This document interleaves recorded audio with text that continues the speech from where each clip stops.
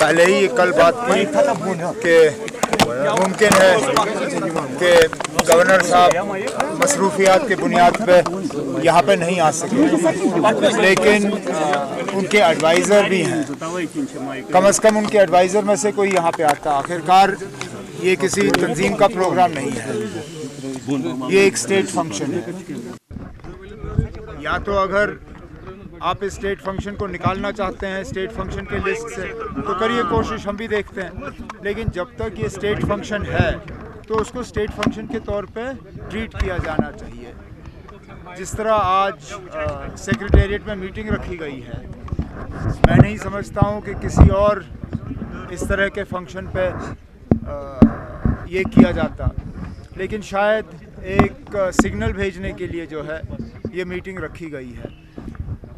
लेकिन अब 13 जुलाई का जो रहा, ये किसी फ़र्द के ख़िलाफ़ नहीं, ये किसी इंडिविजुअल के ख़िलाफ़ नहीं, ये किसी मज़हब के बारे में नहीं है। ये एक निज़ाम के ख़िलाफ़ था और उस जंग में पूरा मुल्क शामिल था। तो मैं नहीं समझता हूँ कि 13 जुलाई के फंक्शन को इस तरह ऑनर करना ये कोई गलत बात है। ये एक स्टेट फंक्शन है और इसको ठीक तरह से ऑनर किया जाना चाहिए। और कुछ सर, जैसे हालात हैं, हालात के बारे में सिविलियन मर रहे हैं इस वक्त, क्या कहना चाहते हैं? हमने बार बार कहा है कि जब तक इस तरह के सिविलियन किलिंग्स रुकते नहीं हैं जम्मू कश्मीर में और बिलखसूस कश्मीर की वादी में हालात ठीक नहीं होंगे। जहां हम एक तरफ से चाहते हैं कि नौजवान जो है उनका रुख मिलिटेंसी के तरफ जो है वो रुक जाए, जहां हम चाहते हैं कि नौजवान जो हैं वो पढ़ाई, खेलकूद, इन चीज़ों की तरफ तवज्जो दें, जहां हम चाहते हैं कि डेवलपमेंट जो है जम्मू कश्मीर और ख़ासकर कश्मीर में ठीक तरह से हो, वहाँ पे सबसे पहले इस तरह की किलिंग्स को रोकना बहुत ज़रूरी है। अब लगातार इस हफ़्ते कम से कम 6 लोग जो हैं चाहे साउथ कश्मीर में या नॉर्थ कश्मीर में गोलियों के शिकार बनाए गए हैं। जब तक के गवर्नर साहब इस सिलसिले को रोकते नहीं हैं तब तक जम्मू कश्मीर और कश्मीर की वादी में सिचुएशन का नॉर्मलाइज होना वो मुझे लगता है उसकी न सिर्फ मुश्किल है, नामुमकिन है। सर, आप जब यहाँ पे हुकूमत बन नहीं सकती है, क्या वजूहात आपको लगते हैं कि असेंबली को डिसॉल्व नहीं किया जा रहा है कि उसको ऐसे ही सस्पेंडेड एडमिशन में रखा जा रहा है? मैं कह नहीं सकता हूँ कि इसके पीछे क्या वजूहात हैं। इतना मैं ज़रूर कह सकता हूँ कि हमने बार बार इस चीज़ की मांग की है कि अगर के हर पॉलिटिकल पार्टी जिनके नुमाइंदे असेंबली में हैं वो कहते हैं कि हम हुकूमत बनाने में कोई आज रोल अदा नहीं कर रहे हैं, तो फिर हाउस को इस तरह रखना उसका फ़ायदा क्या है?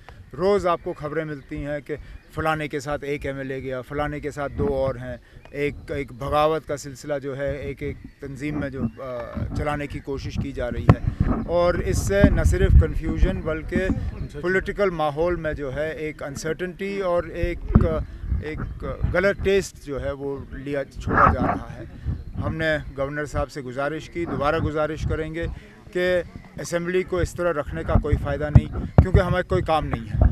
या तो हमें काम करने की इजाज़त होती, CDF हम बांट नहीं सकते, अपने इलाके में जाके अफसरों से हम मीटिंग कर नहीं सकते, लोगों की खिदमत हम कर नहीं सकते, उनकी मुश्किलात हल नहीं कर सकते, तो तनख्वाह किस बात की हम ले रहे हैं? या तो फिर हमारा CDF छोड़िए, या तो फिर हमें फील्ड में मीटिंग करने दीजिए, अफसरों के साथ कांटेक्ट रखने दीजिए, तो ठीक है, फिर हम तनख्वाह भी ले लेंगे।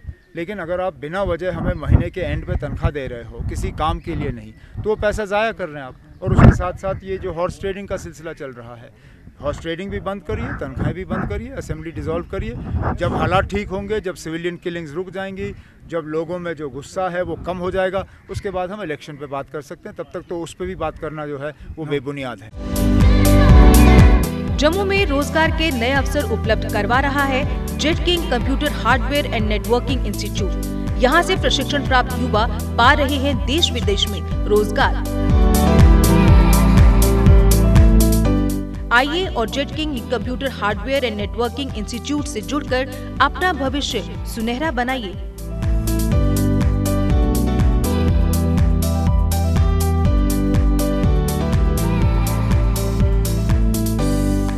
GK update. अपडेट रहें हमारे साथ।